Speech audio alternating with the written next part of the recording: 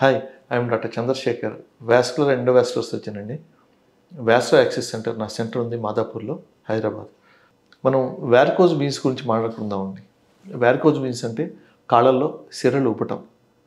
ఇప్పుడు అది చాలా అవేర్నెస్ వచ్చింది మనుషుల్లో. ఎందుకంటే ఫస్ట్లో ఇలాంటి వారికోజ్ వీన్స్ వస్తే దానికి ట్రీట్మెంట్ లేదా అనుకునేవాళ్ళు. ఎందుకంటే పక్క వాళ్ళను ఎదుటి వాళ్ళని అడిగితే దానికి పెద్ద ట్రీట్మెంట్ లేదండి, చేసినా మళ్ళీ వస్తాయి అంటాం. లేకపోతే కాళ్ళకి పట్టి చుట్టుకుని దిండు పైన పెట్టుకుని కాళ్ళు పడుకోమని చెప్పడం జరుగుతుంటుంది. అది రాంగ్ అండి, మిస్కాన్సెప్షన్. వారికోజ్ వీన్స్కి మంచి అడ్వాన్స్డ్ ట్రీట్మెంట్స్ ఉన్నాయి. So very clean and neat procedures. ఎందుకంటే వారికోజ్ వీన్స్ వల్ల క్వాలిటీ ఆఫ్ లైఫ్ డ్యామేజ్ అవుతుంది. సో అది ఇనిషియల్ స్టేజ్లోనే మనం గుర్తించామనుకోండి, మెడికేషన్స్ తర్వాత స్టాకింగ్స్తోనే మనం చాలా వరకు రిలీఫ్ ఇవ్వగలుగుతాం. సపోజ్ పేషెంట్ పట్టించుకోకుండా అడ్వాన్స్ స్టేజ్లో వస్తే మాత్రం దానికి అప్పుడు కూడా మినిమల్ ఇన్వేజివ్ ప్రొసెస్తోనే మనం ట్రీట్మెంట్ ఇవ్వగలుగుతాం. అంటే సపోజ్ ఎవరెవరికి వస్తాయని మీరు అడగచ్చు. అంటే ఎవరు ఎక్కువసేపు నుంచుంటారో, ప్రొలాంగ్డ్ స్టాండింగ్ అంటే 6 to 7 hours కంటిన్యూస్గా స్టాండింగ్ ఉన్నవాళ్ళు, లైక్ టీచర్స్, షాప్లో పనిచేసేవాళ్ళు, సర్జన్స్ అంటే 5-6 గంటలు కంటిన్యూస్గా ఉంటుంది, స్టాఫ్, పోలీస్ వాళ్ళు, ఇలా డిఫరెంట్ వాళ్ళకి అందరికీ వస్తాయండి. ప్రెగ్నెన్సీ ఉన్నప్పుడు లేడీస్ కూడా మళ్ళీ వారికోజ్ వచ్చే ఛాన్స్ ఉంటుంది, సెకండరీ టు ప్రెగ్నెన్సీ. తర్వాత యాక్సిడెంట్స్ ద్వారా, ఎప్పుడైనా రోడ్ ట్రాఫిక్ యాక్సిడెంట్లో బోన్ ఫ్రాక్చర్ అయితే పక్కన ఉన్న సిరలు కూడా డ్యామేజ్ అవడం వల్ల వారికోజ్ వచ్చే లక్షణాలు ఉన్నాయి. స్మోకింగ్ వల్ల.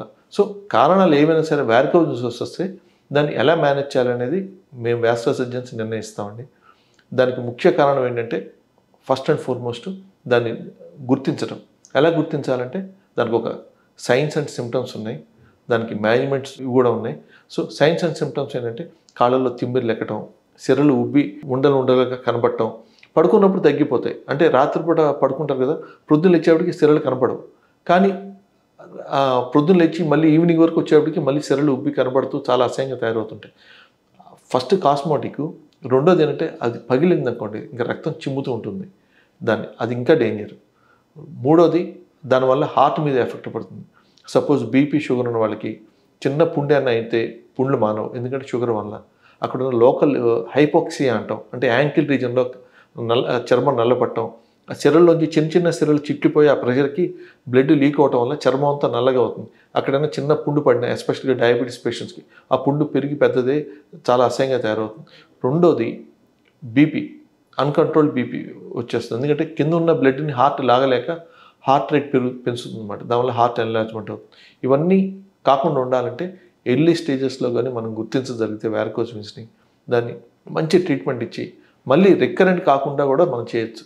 చాలామంది వరి ఏంటంటే కాస్ట్ ఎంత అవుతుంది, తర్వాత రికరెన్స్ వస్తే ఏం చేస్తాను. రికరెన్స్ రాదండి, ఎందుకంటే అది కూడా వాస్కులర్ సర్జన్ డీల్ చేస్తే మాత్రం రికరెన్స్ రాదు. ఎందుకంటే we call it as hybrid procedures. అంటే లేజర్ సర్జరీతో పాటు హుక్ ఫిల్బెక్టమీ అని, లేకపోతే ఫోమ్ స్క్లియోథెరపీ అని, లేకపోతే గ్లూ థెరపీ అని, డిఫరెంట్ మోడాలిటీస్ ఆఫ్ ట్రీట్మెంట్స్ ఉన్నాయి. అది మనం టైలర్ మేడ్ టెక్నిక్ అంటాం. అంటే ఏ పేషెంట్కి ఏది అవసరం అనేది మేము వాస్కులర్ సర్జన్స్ నిర్ణయించి దాని ప్రకారం పేషెంట్కి ఇస్తే యాక్యురేట్గా 100% రిజల్ట్తో పేషెంట్కి మళ్ళీ వారికోజ్ వీన్స్ రాకుండా మనం ప్రివెంట్ చేయగలుగుతాం.